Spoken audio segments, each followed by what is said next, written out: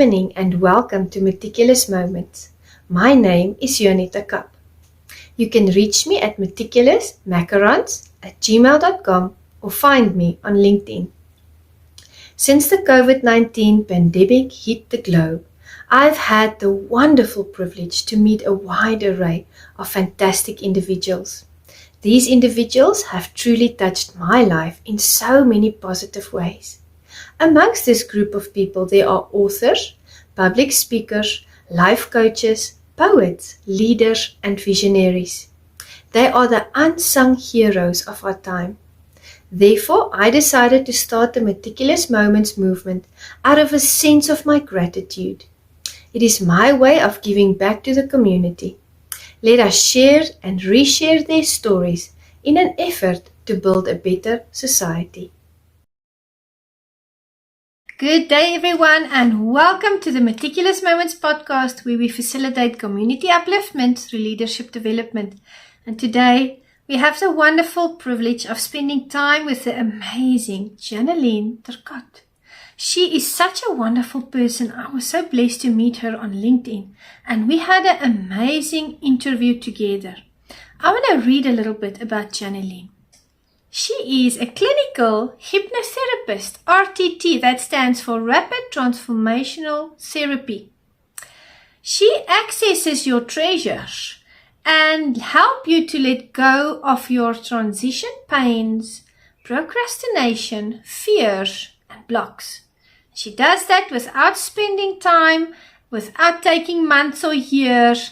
She does it rapidly. She's an ICF certified coach, hypno-coach. Wonderful personality, strong leader, and perfect fit for the Meticulous Moments podcast. We had a phenomenal time together. We broke down some of the preconceptions that there are out there in the world with regards to hypnotherapy, with regards to hypnotism. Some people believe it's only meant for stages. Some people believe that it's dangerous, and we really went into the topic and made new discoveries. So sit back, relax, and enjoy this wonderful session with us as we delve deep into the topic of leadership and, of course, healing. And with that, we say welcome to our special guest, Janylene Turcotte. Good day, Meticulous Moments audience. Thank you so much for joining us for yet another enlivening session here at the Meticulous Moments podcast, where we facilitate community upliftment through leadership development. And today, we have the wonderful privilege of spending time with the amazing Janylene Turcotte. Good day, Janylene. How are you? I am fantastic. Thank you so much for inviting me on your podcast. It is such a wonderful privilege to have you. I was thinking now, Janylene, I was saying your surname, but I have no idea how to pronounce that. Would you like to correct my pronunciation? So I just wanted you to be at ease. Anglophone, call me JT. It's easier. And then Francophone, call me Janylene. So there you go. Love it. Love it. JT certainly is easier. So I will be calling you that from now on. I love it. Absolutely fantastic. Now we've talked on LinkedIn. We met there and we've had a lovely virtual coffee. So I feel like I know you very well already. But for the audience members who've never met you before, would you like to introduce yourself, please? Yes, so I'm JT. I'm a hypno coach, hypnotherapist. I had a long career in HR before I got into this fantastic world. And then, I became a coach 11 years ago. And then some life events had me to reinvent myself in my late 40s and decided to go to LA, get trained as a hypnotherapist. I'm also a hypnotherapist. And I do help people transition, life or career transition, basically remove what stands in the way between what they want to accomplish in life and where they are at.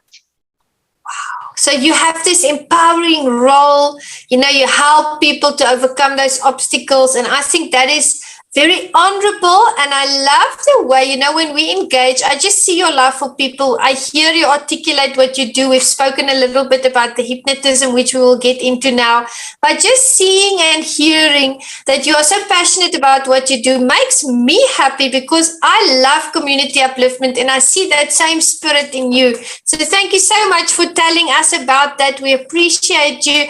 Now, you're from Montreal, Canada. Yes. And I wanted to ask you, I mean, I see the posts and, everything on Facebook and LinkedIn that people do.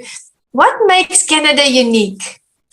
Well, I would say probably, as you know, it's one of the biggest country in this world, right? And what makes it unique, I would say, it's the landscape. So it goes from the ocean to the mountain, to the rivers, there's such a richness and variety of beautiful cities and beautiful countryside.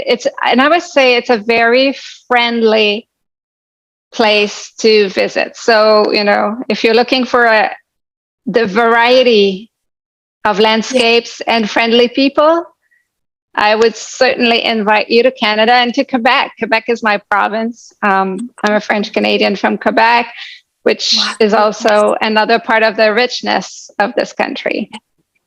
Oh my goodness. I have other friends in Canada as well. You and some other friends there as well. And there's this one lady, she's in a leadership group with me, and she shares the most beautiful sunsets. My goodness. I always post and comment on her post because it just gets better and better every time. So yes, I can just imagine how the other landscapes must look like.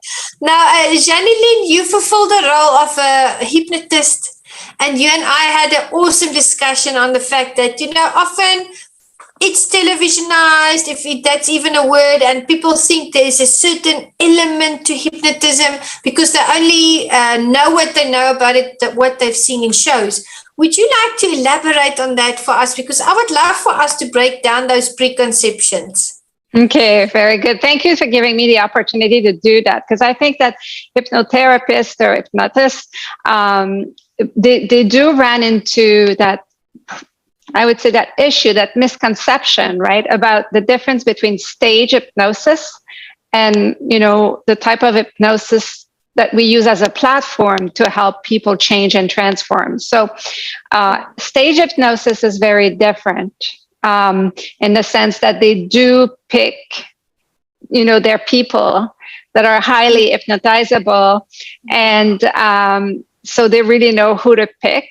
And so there's a certain, they're very good at, reading the audience. And then there's a level also of willingness. So people that raise their hands, right, to be picked, they already have kind of accepted to go into that process. So the type of hypnotherapy or hypnosis that I practice is very different. It's really just a stage. It's in a natural state.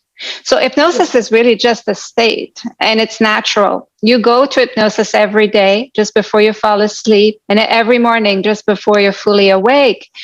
Sometimes you'll be driving from one place to another, and you say, oh, how did I drive here?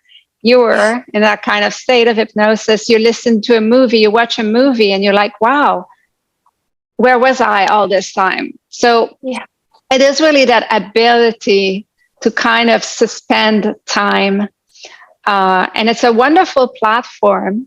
It's always what you do under that platform that help people, get access to their subconscious mind, to the information that's harder to reach with the conscious mind because there's a lot of noise, right? So I can relate with you, and it makes so much sense to me. I can relate to that because I have had the experience where I start, on the long road, on a road trip, and I put on music and my mind just takes me somewhere else. I'm driving, but my mind takes me to all those memories that come back, and before I know it, I'm at my destination. I'm like, whoa, 4 hours just passed. So I hear you, absolutely. It's a very natural state. And And under hypnosis, there are really different tools, that different techniques that that hypnotists utilize that bring different results, because there's different objectives, right? It could be simple fears like fear of flying, fear of heights, whatever, and then it could be wanting to find answers, right? Which is a different process. Beautiful, beautiful. Love it. There's someone in the audience that has to hear it, Janylene. JT, they have to hear it. And I know a little birdie told me that you have a podcast. So tell us more about your podcast. Yeah, my podcast is called It's Just a Belief. So again, I have a podcast in French and in English. So I have two. So for anybody who's French speaking in your audience, one, it's called C'est juste une croyance in French, and then It's Just a Belief in English. And this podcast really is about 63, 64 episodes now. And it is really about the beliefs. So, the work that I do is really to dig into the beliefs that are bringing the emotion, that are bringing the action. And of course, our actions becomes our life. So I deep dive into beliefs. This is the work that I do. So my podcast is all about beliefs. It's all about how to change your beliefs. It's all about what are the type of beliefs people have, how it impacts their life. I have clients that do come on my podcast and talk about their own transformation. So it is really, I would say, a melting pot with one angle, and the angle is really the beliefs. Awesome. I love the approach that you have. I love your niche. It fits in with what you do as your profession. And it's also there again, helping people. I love that recurring theme in your life. So thank you so much. I wanted to ask you, let's talk a little bit about the nature of life and career transitions and how they influence some individuals. You articulated that so well in our virtual coffee. I just had to put it in as a question. So a transformation is a moment where you start to feel uneasiness, right? Uneasiness about where you are at. So at one point in your career, in your personal life, sometimes in both, there's something that you feel it's not quite there. You don't know what it is most of the time, or you're unhappy, or you feel that it's not going the way it should be going, or I have this objective and everything seemed to be going in that direction, but I'm still stuck. There's something, I have entrepreneurs, let's say they're at 5 million in their business and they want to reach the 10 million. And they say, like, it's been years that I've been on 5 million and I just can't get over that number. So we go and we find the beliefs that are hindering the person from really reaching what they want. And there's three options.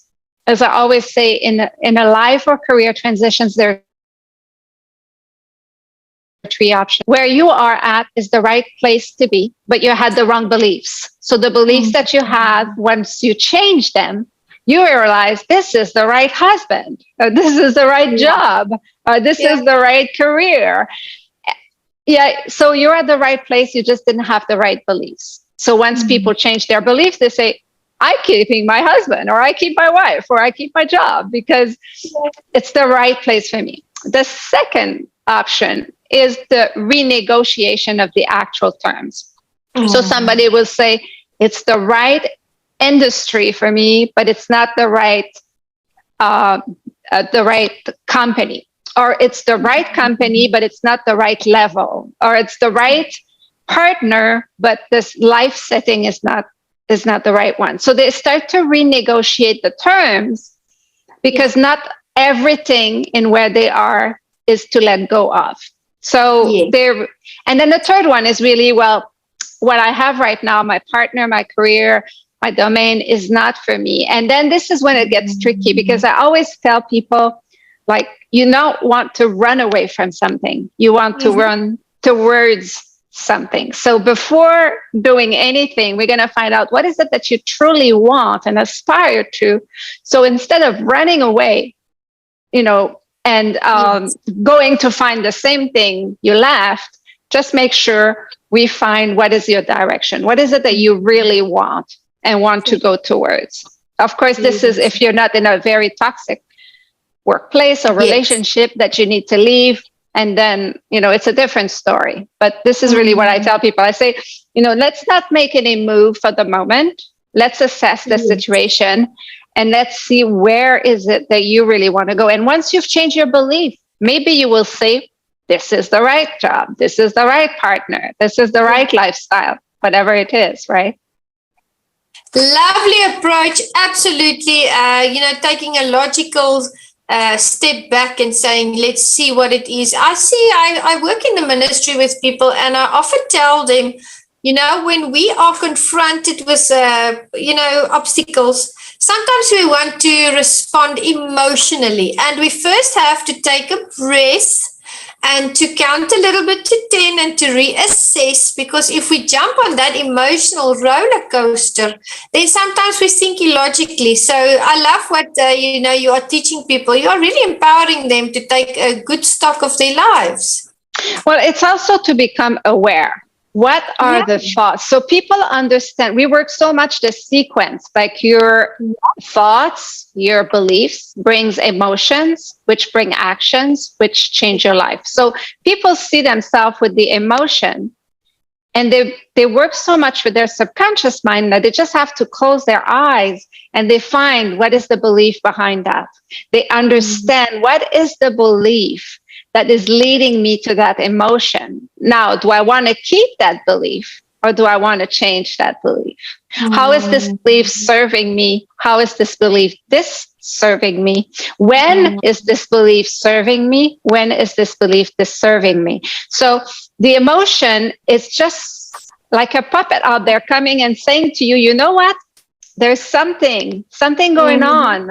And I always say to people, your emotions, like, just tell them, thank you for showing up, and thank you for, letting me know that there's something going in the background that I might not be aware of. So I find when a big emotion comes, there's two things. Either it's in the moment and then it passes. Let's say you cross my boundary.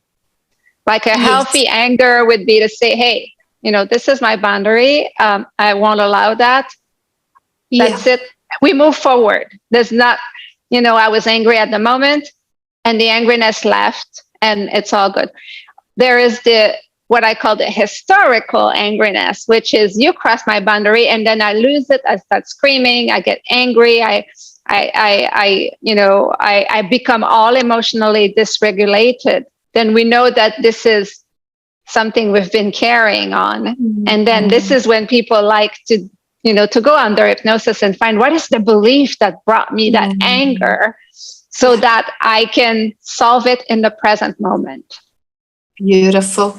I believe I mentioned to you in our virtual coffee as well that I've noticed, I've seen adults throw temper tantrums in my life, in the counseling, especially marriage counseling. And I always tell people, sometimes we grow up with these preconceptions, and sometimes some people, I don't know why that happens, but sometimes they only develop emotionally until a certain age. It's like their bodies have matured, but their minds, their emotional intelligence has stayed that of a 13 or a 15-year-old. And the only way you can grow from there is to let go of all the things you believed when you were 13. Because if you're an adult and you think like a 13-year-old, nothing's going to make sense, right?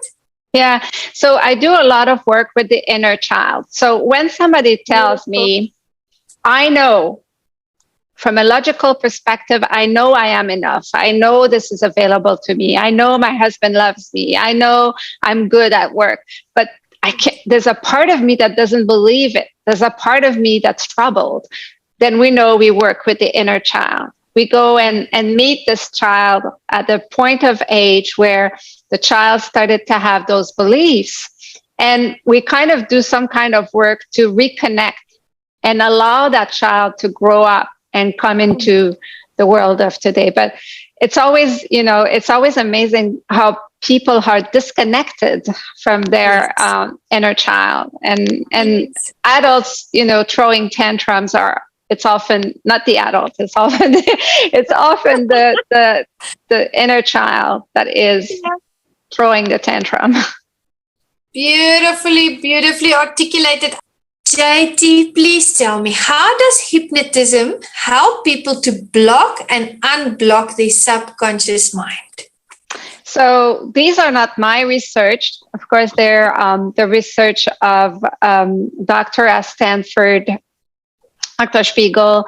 And so he identifies 3 things that are happening under hypnosis. And he measured this with brain scans. So the first one, and I'm going to be very general here, but it goes into a lot more detail. But the idea is that the first thing is that your center of hypervigilance is lowered. So you're more able to concentrate and focus on one thing. Let's say you're procrastinating. We can work on your procrastination in a very, very laser focused way. So your attention is really all drawn there, and it's easier for you to find the answers you're looking for because there's less noise around. You know, the chatter, you know, that voice that's telling you that you're not good enough, that you should do this, that you should do that, that it's not true, that this and that. This voice is kind of lowered. Mm-hmm. So it's easier for you to really focus and attention. The second part that it's very interesting under hypnosis is you get that ability to distance yourself. So, and look at the issue you're having or the story behind that issue with a lot more healthy distance. So you're able to distance yourself and see it without too much chatter, emotional involvement.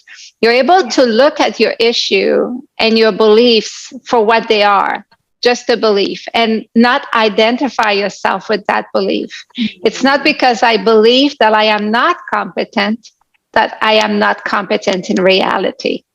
So it's very interesting to be able to distance yourself and find innovative and creative solutions. So some of my clients, we have the 6 months unlimited coaching program, and we have an objective at the beginning. Let's say I have a business, I'm at 5 million, I want to get to 10 millions, and I don't know how to go. Your brain will find all kinds of ways that you would have not been able with your conscious mind to draw, to decide, or to bring you to as a strategy, but your subconscious mind will help you find very innovative solutions. So that's the other part.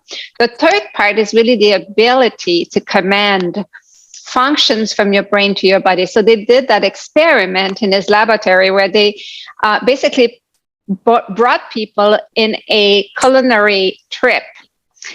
And under hypnosis, they were having them eating pasta and cheese and wine and bread and all these things. And they measure the gastric action and reaction.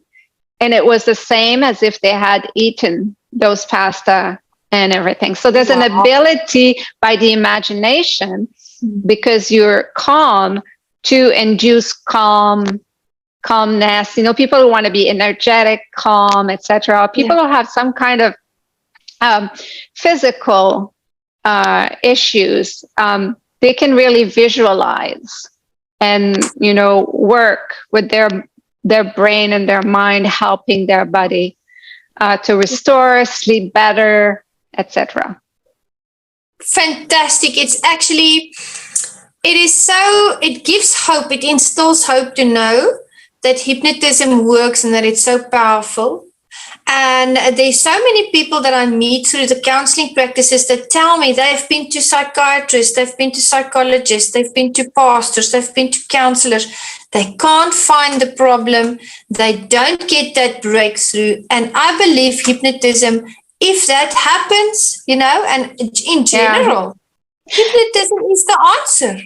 Yeah, I think, you know, it's an answer to many people, but it cannot be the answer to everybody and everything, simply because sometimes some of those issues and problems serve a purpose in this person's life. And this person somewhere, somehow has what we call collateral benefits to that situation.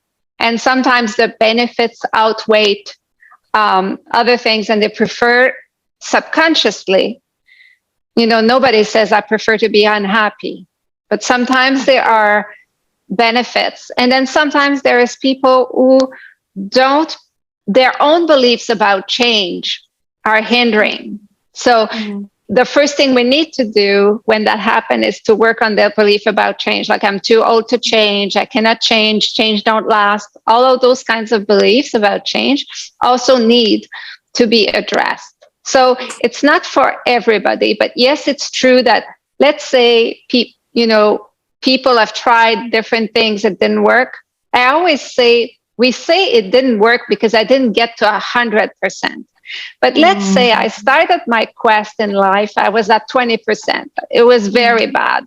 And then I did this and I did that. And I went, to 20, 30%, 40%, 50, and I'm at 70%. And I'm like, I'm not there yet, right? And people, then they will do hypnotic, and they will get maybe to 90% or 80%, or maybe they'll get to 100%. But it's like, people measure the success always only if you get to that 100%, and they forget to measure the improvement. So I always say to people when they come to me and they say, oh, I tried everything and nothing worked. And then I have them go through their journey, and they realize that they made progress with a lot of those techniques and things. And everything is stored in the subconscious mind. So when we start working under hypnosis with the subconscious mind, a lot of the things that they've learned with their psychologist, their therapist, their yoga instructor, name it, starts to come to surface.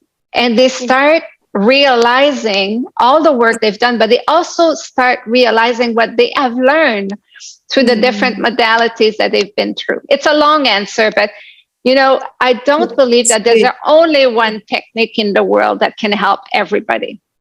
I believe that, people will say, oh, I have found what works and it will work for everybody.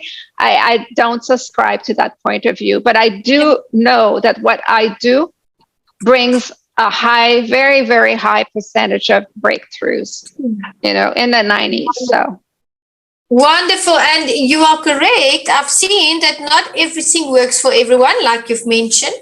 And that's why it's so lovely that there are so many options out there. And this is another option.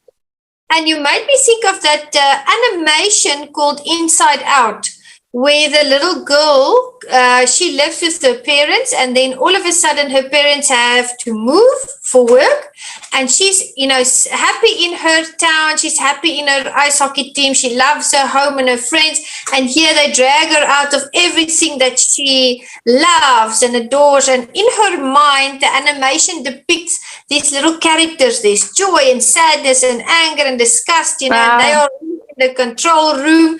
And then when she moves, anger comes to the fore and disgust comes to the fore. And this little joy character, the little joy character, she just wants to make her happy all the time because that's her function. And at the end of the movie, we realize, as part of this little girl's development as a human being, she had to experience the anger and the pain and the frustration because that is what shapes us.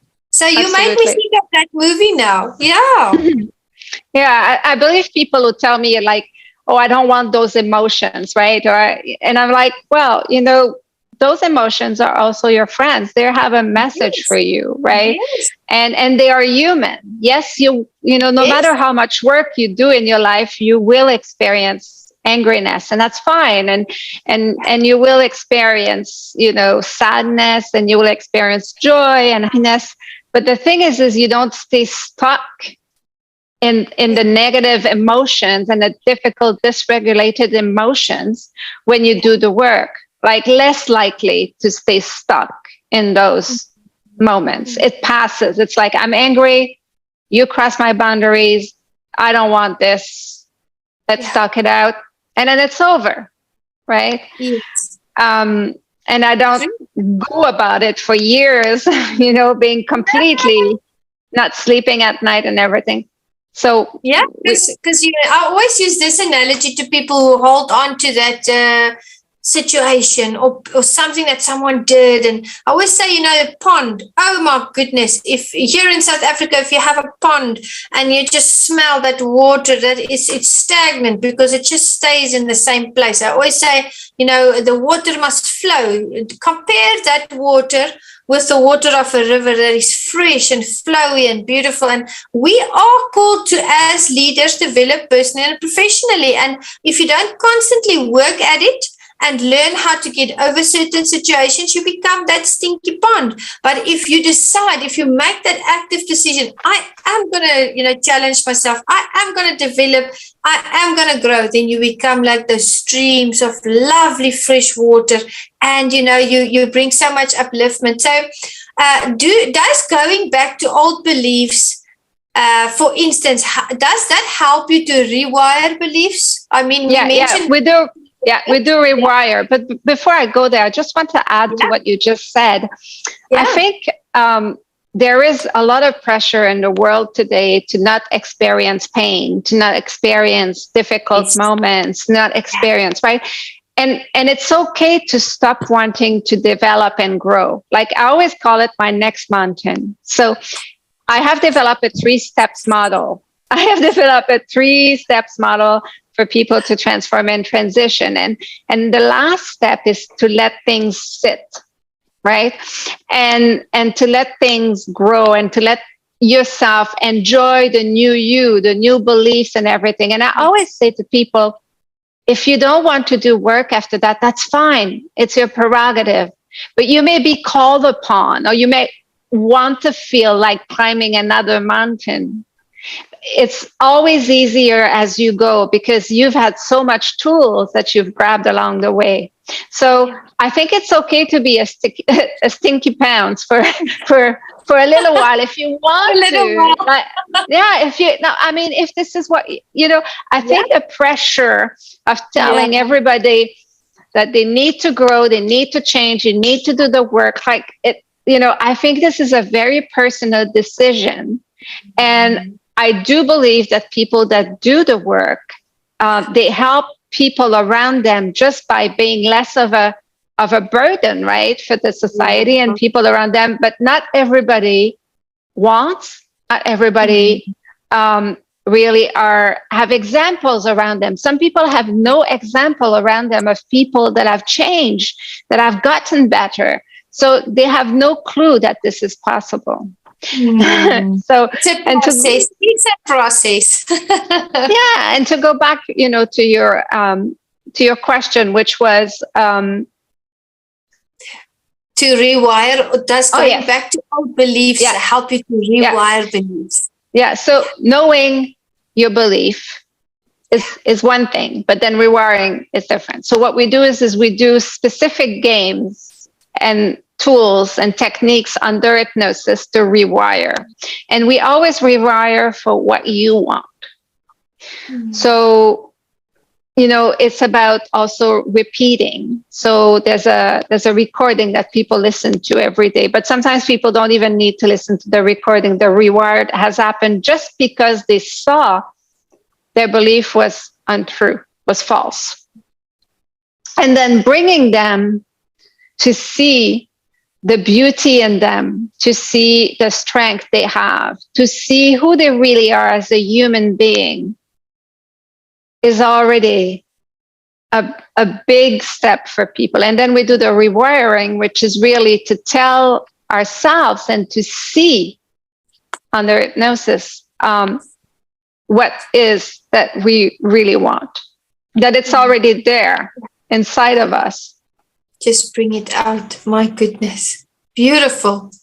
Now, you mentioned that hypnotism is a natural state. I'm fascinated with that because I really relate to the driving sequence. I understand, and I can now sense that, yes, falling asleep and waking up, that's also a hypnotic state. So tell me a little bit more about that. What other examples are there, for instance, for someone in the audience, that they can just revisit?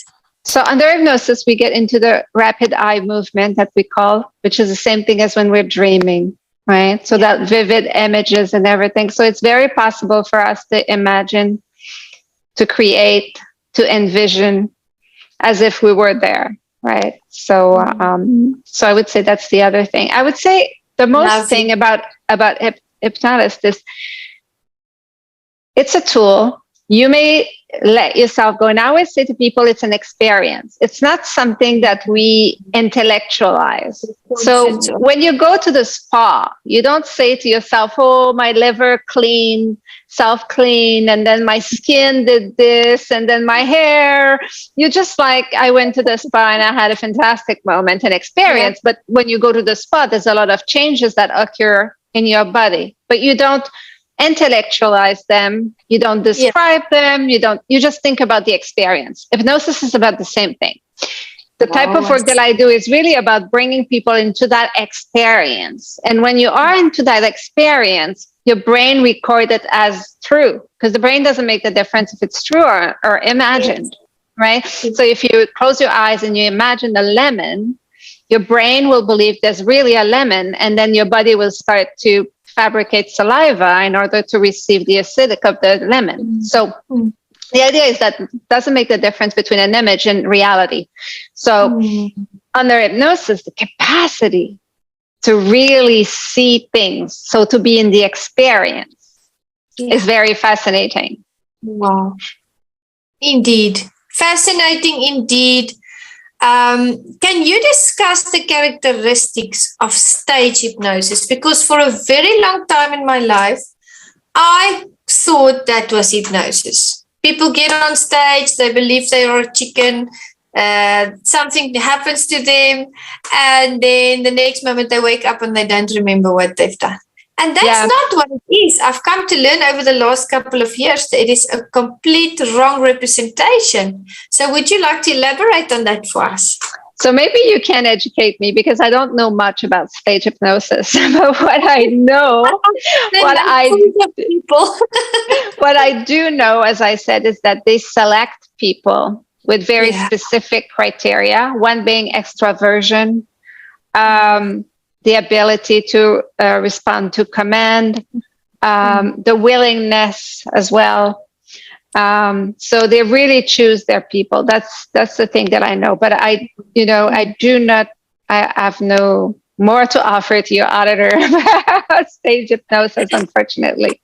I'm thinking that, these people that perform stage hypnosis, and not all of them, I mean, some of them really do it in a lovely manner. It's not always just a joke and everything, but the general conception is that it's like that. But they must be very good at studying sociology and body language, reading people.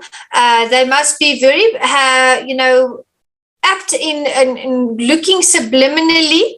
Who is going to be able to go into that state fast? Because, I mean, there is a show and it needs to flow. I can just imagine. So this is it's something that they must study. I think they study that. Yeah, absolutely. Mentioned. Yeah, so that's very interesting. I find it very interesting. And I wanted to ask you, we mentioned in the virtual coffee as well, you mentioned the extroverted, how they are likely to be easier to hypnotize than the introverted. Would you like to elaborate a little bit on the difference between these two? Well, I would say the first thing that's very important to know is that willingness to be hypnotized is very important, right? Like, I would say, so it doesn't matter the level. Some people think they need to go very deep in order to have the change. You don't need to go deep. Some people, I have a friend of mine, she say I could broom my kitchen while we do hypnosis, because it seems so light for her, but then yet the changes that she wants happen. So they, like Dr. Spiegel and other research, tend to go towards extrovert people tend to be easier to hypnotize. People who need a lot of control used to be harder to hypnotize. For me, when I select a client, because everybody I work with, I really select them. We have a 33 minutes call, a free call, before we decide if we want to embark in that journey together. It's really about the willingness for the person to make the changes that she wants or he wants to see in their lives. And then hypnosis is a medium. Sometimes I have people that have some physical conditions that I cannot hypnotize. some medical conditions, so I won't be able to hypnotize them, but I will use the same techniques, having them closing their eyes, and we will get very high return and results as well. Beautiful. Thank you so much for sharing that. Absolutely. I find it very interesting, the way that you work, and that's because you really care for the people that you work with. I see that coming to the fore, and I know that you do hypnosis because you want to edify and uplift and build up people. And that is a leadership style in itself. And I wanted to ask you, if you had to coin the leadership style or term that you use with people, what would you formulate that as? So I was an executive. I had teams. I've led teams, and I've been leading people a big part of my life. And I've grown a lot because the manager I was, the leader I was when I was 20 years old was horrible. And I've learned along the way, and I've changed. So the first thing I must say is people copy often leaders that they have seen around them, right? And this is how they get often their first experience with leadership, is whatever they've seen, they tend to copy.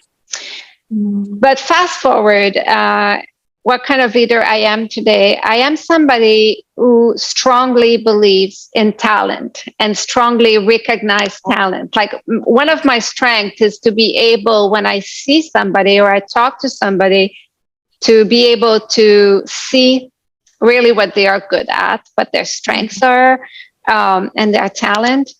And I always tell people, show me what you've got that is the best of you.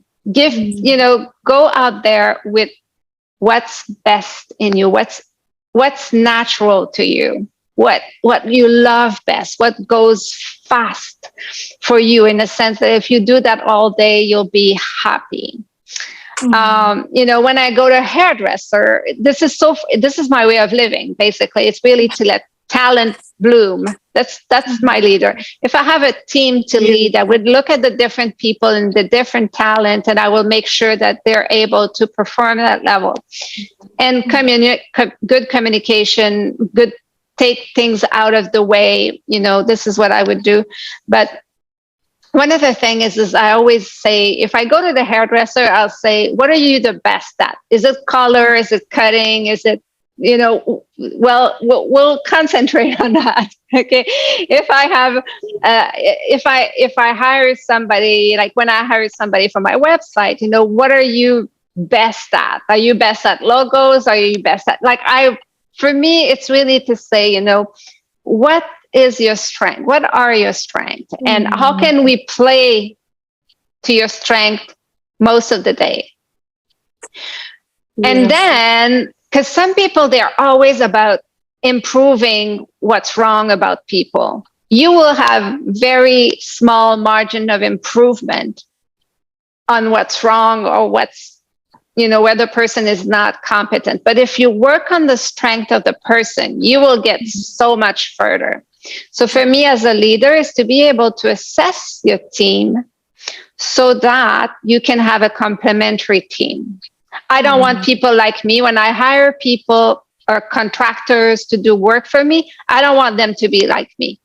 Yeah. I am a creative. I am innovative. I am a visionary. I don't need too many people like that around me. Nothing's going to get done. Okay. So I need operational people that get things done and are on the ball, because I always have ideas and concepts and things. And so I need people that are more operational around me. So for me, it's about completion.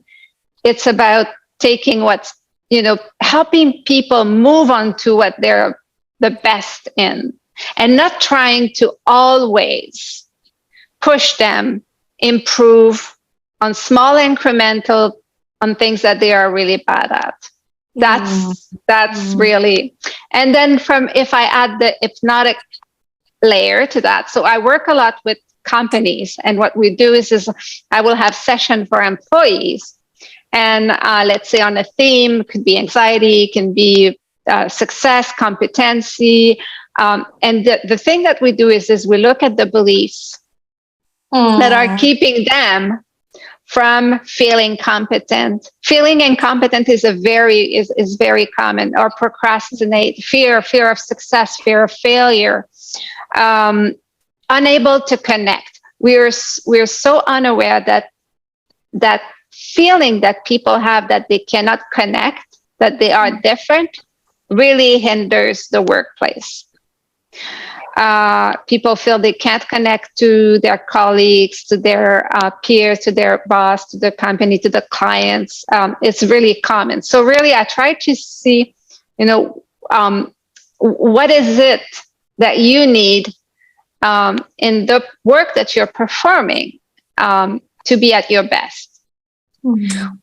Reconnect with your strengths. Like reconnecting with the strengths and reconnecting. Like I have to give you an example because that's a very good one. I have one of my clients on that 6 months program, and she discovered that she always loved to be a leader. When she was younger, she was always chosen to lead wherever she was, in school, in activities, in social events. She was always chosen to lead. But society and the culture around us made her believe that it was hard, that it was tough, that it was difficult, that she had to have all those skill set to be a good leader. And she forgot how much she loved it. She was kind of deprogrammed by society. And so now she reconnected with herself, with her capacity to be, and her love for leadership. So those kinds of things. Beautiful.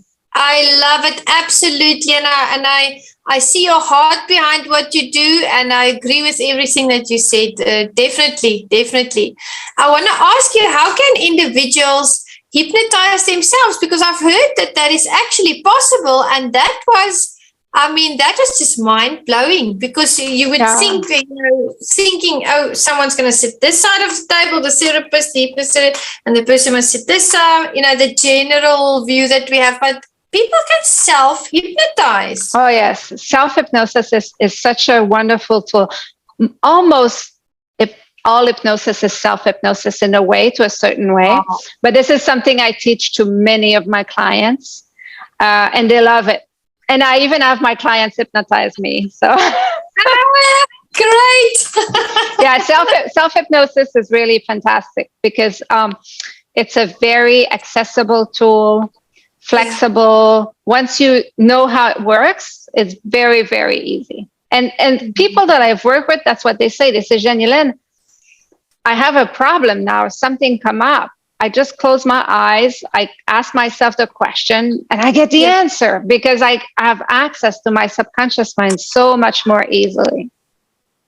Wonderful to know that. Wonderful to learn that is possible. We are growing, in our knowledge about hypnotism. And I wanted to ask you, how long does it take to become a hypnotist? Oh, it all depends, right, on different schools, right? It could be up to a year.